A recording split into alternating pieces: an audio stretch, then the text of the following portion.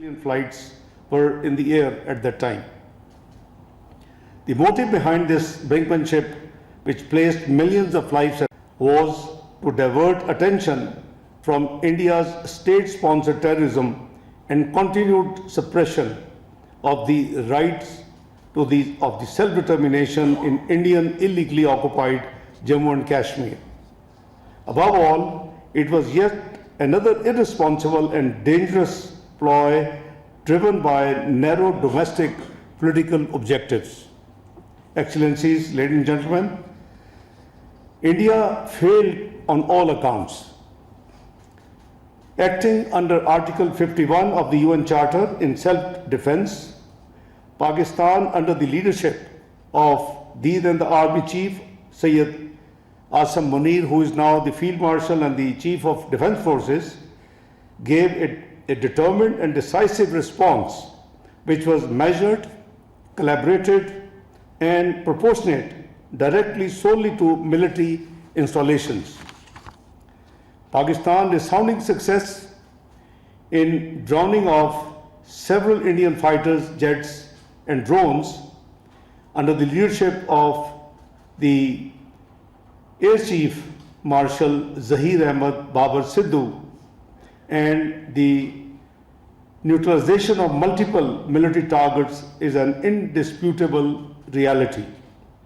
These facts are widely documented and acknowledged and stand as a matter of record beyond the reach of misinformation or propaganda. Pakistan Navy was also alert and ready for any challenge under the leadership of Admiral Naveed Ashraf. Excellencies, ladies and gentlemen, through its resolute response, Pakistan reaffirmed that the only acceptable normal in international relations in respect for the principles enshrined in the UN Charter, including sovereignty, territorial integrity, and political independence. It was also established that the regional peace and stability will not be held hostage to the politics of hatred and division, and that Pakistan will defend every inch of its territory while safeguarding its citizens. We commend the role and efforts of President Trump in helping achieve a ceasefire and in bringing South Asia back from the brink of an unprecedented disaster. We also remain appreciative to the constructive role played by the Kingdom of Saudi Arabia, Turkey, as well as our other friendly countries in the region and beyond. Excellencies, the events of last year once again underscored that the unresolved Jammu and Kashmir dispute continues to undermine peace and security in the entire South Asia. We must ensure renewed and concerted efforts under United Nations auspices to secure a just, lasting, and peaceful resolution of this dispute in accordance with the relevant Security Council resolutions and the aspirations of the Kashmiri people. India's illegal and unilateral decision to hold in abeyance the Indus Water Treaty and its weaponization of water is also a matter of great concern for the international community. The treaty provides no basis for such unilateral actions. India's move undermines a fundamental pillar of regional stability and has serious implications for the peaceful management of shared resources. The National Security Committee of Pakistan made it very clear that any attempt to stop or divert the flow of water belonging to Pakistan under the Indus Water Treaty will be considered as an act of war. The UN Security Council convened close consultation under the agenda item, the India-Pakistan question, on 6th of May 2025 at Pakistan's request. Pakistan's position was reflected in the Council's deliberations as members expressed deep concern over the growing risk of escalation and emphasized the urgent need for restraint and de-escalation including concerns regarding attempts to undermine the Indus Water Treaty. Excellencies, ladies and gentlemen, Pakistan's position also received an authoritative international validation in December 2025 when UN Special Rapporteurs and independent experts confirmed in a formally released report that India's use of force inside Pakistan following the 22nd of April Pahalgam incident violated international law and risked escalating a volatile region which could have a very serious conflict between the two nuclear armed states. Beyond India's unilateral decision to hold the Indus Water Treaty in abeyance and its attempt to politicize shared water resources, Pakistan has observed a concerning pattern of irregular and unexplained fluctuations in river flows over the recent period, raising serious questions regarding compliance with established treaty obligations. Earlier in April 2025, we have twice observed unusual abrupt variations in the flow of the river Chenab, first between 30th of April and 21st of May 2025, and then again between 7th and 15th of December last year. More recently, on 2nd of May 2026, the flow of the river Jhelum was observed to rise sharply within a short span of time before dropping again significantly within the same time. Similarly, during 2nd and 3rd of May 2026, unusual and unexplained variations were recorded in the river Chenab, including a marked decrease in flow during the early hours of 3rd of May 2026, well below expected seasonal levels.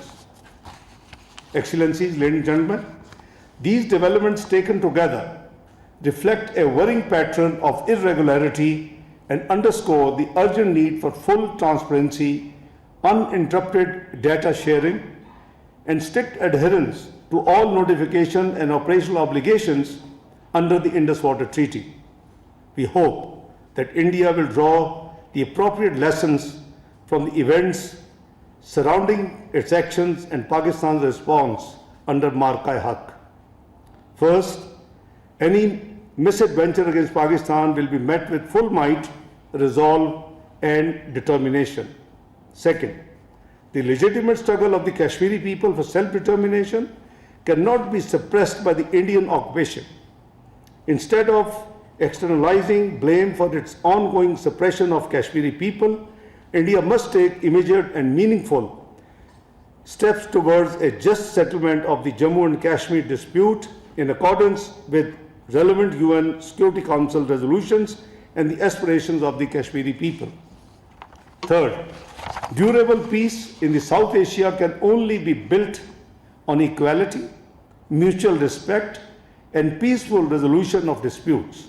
India's persistent reliance on unilateralism and jingoism are a threat to regional peace and stability. Excellencies, Pakistan remains a firm believer in the enduring relevance of multilateralism and the peaceful resolutions of all disputes.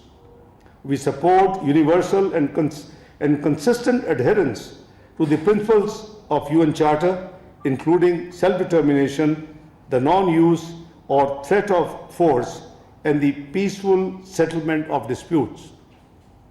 These principles are not only abstract ideals, these are essential foundations for sustaining global peace and stability. Pakistan's current membership of the UN Security Council provided us an important opportunity to advance principled, balanced, and constructive engagement on issues of international peace and security. As an elected member, Pakistan has focused on bridging divides, promoting dialogue, and strengthening the role of elected members through more transparent and inclusive working methods. During its presidency of the UN Security Council in July 2025, Pakistan convened a high-level ministerial debate on promoting international peace and security through multilateralism and the peaceful settlement of disputes. The unanimous adoption of Resolution 2788, after many years there was a unanimous resolution in the Security Council during our presidency, further underscored this commitment, marking a concrete outcome of its efforts to strengthen multilateral approach to conflict prevention and resolution. Pakistan has consistently emphasized that unresolved and protected disputes, particularly those involving foreign occupation or the denial of self-determination, remain among the gravest threats to the international peace. Excellencies, ladies and gentlemen, durable peace cannot be achieved through force or coercion. Justice, respect for fundamental rights, particularly the right of self-determination, the peaceful settlement of disputes, and the faithful implementation of the UN resolutions remain indispensable to sustainable global stability. Guided by these principles, Pakistan has actively worked to strengthen cooperation across multilateral platforms available on the globe. During our presidency of the Council, Pakistan convened a briefing on enhanced cooperation between United Nations and Organization of Islamic Cooperation (OIC), underscoring the importance of closer coordination among multilateral institutions in addressing shared challenges and advancing common objectives. At the regional level, Pakistan's engagement is anchored in the wide network of multilateral forums, including the OIC, the Economic Cooperation Organization (ECO), and the D8, which serve as important frameworks for promoting dialogue, cooperation, and shared development. Excellencies, ladies and gentlemen, Pakistan looks forward to assuming the upcoming ECO chairmanship of the Council of Foreign Ministers and the ECO Summit in 26-27. This will provide an important opportunity to further advance regional economic integration and connectivity.